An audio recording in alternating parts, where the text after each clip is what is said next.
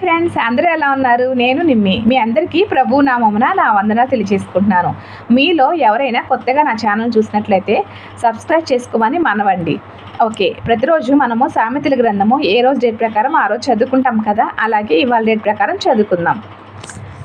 జ్ఞానవంతురాలు తన ఇల్లు కట్టును, మూఢురాలు తన చేతులతో తన ఇల్లు ఊరబెరుకును. యథార్థంగా ప్రవర్తించువాడు యెహోవా యందు భయభక్తులు గలవాడు. కుటిల చిత్తుడు ఆయనను తిరస్కరించువాడు. మూఢుల నోట బెద్దము వంటి గర్వమున్నది. జ్ఞానుల పెదవులు వారిని కాపాడును. ఎద్దులేని చోట గాదె యందు ధాన్యముండదు. ఎద్దుల బలము చేత విస్తారము వచ్చుబడి కలుగును. నమ్మకమైన సాక్షి అబద్ధమాడడు. కూటి సాక్షికి అబద్ధములు ప్రియములు. అపహాసకుడు జ్ఞానము వెతుకుట వ్యర్థము. తెలివిగలవానికి జ్ఞానము సులభము. బుద్ధిహీనునికి ఎదుట నుండి వెళ్ళిపొమ్ము. జ్ఞానవచనములు వానెందు కనపడవు గదా. తన ప్రవర్తనను కనిపెట్టిండుట వివేకుల జ్ఞానమునకు లక్షణము. మోసకృత్యములే బుద్ధిహీనులు కనపరచు మూఢత. మూఢులు చేయు అపరాధ పరిహారార్థ బల్లిని వారిని అపహాస్యం చేయును.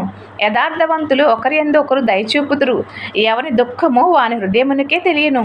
ఒకని సంతోషములో అన్యుడు పాలువాడు కానేరడు. భక్తిహీనుల ఇల్లు నిర్మూలమగును. యథార్థవంతుల గుడారము వర్ధిల్లును. ఒకని ఎదుట సరైనదిగా కనపడు మార్గము కలదు, అయితే తుదకు అది మరణంనకు త్రోవ తీయును. ఒకడు నవ్వుచుండను, హృదయమున దుఃఖముండవచ్చును. సంతోషము తుదకు వ్యసనమగును. భక్తి విడిచిన వాని మార్గములు వానికే వెక్కసమగును. మంచి వాని స్వభావం వానికే సంతోషమిచ్చును. జ్ఞానము లేనివాడు ప్రతి మాట నమ్మును. వివేకి అయిన వాడు తన నడతను బాగుగా కనిపెట్టును. జ్ఞానము గలవాడు భయపడి కీడు నుండి తొలుగును. బుద్ధిహీనుడు విర్రవీగి నిర్భయముగా తిరుగును. త్వరగా కోపపడువాడు మూఢత్వం చూపును.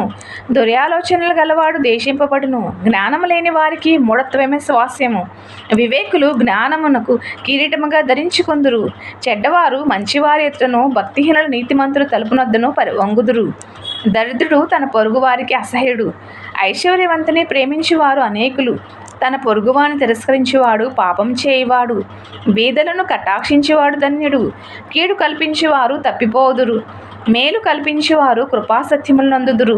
ఏ కష్టము చేసినను లాభమే కలుగును. ఒట్టి మాటలు లేమిడికి కారణములు. జ్ఞానుల ఐశ్వర్యము వారికి భూషణము. బుద్ధిహీనుల మూఢత్వమే. నిజము పలుకు సాక్షి మనుషులను రక్షించును. అబద్ధములాడు వాడు వట్టి మోసగాడు. యెహోవా యందు భయభక్తులు కలిగి ఉండుట బహుధైర్యం పుట్టించును. అట్టివారి పిల్లలకు ఆశ్రయస్థానము కలదు. యెహోవా యందు భయభక్తులు కలిగి ఉండుట జీవపు ఊట. అది మరణపాశములో నుండి విడిపించును. జన సమృద్ధి కలుగుట చేత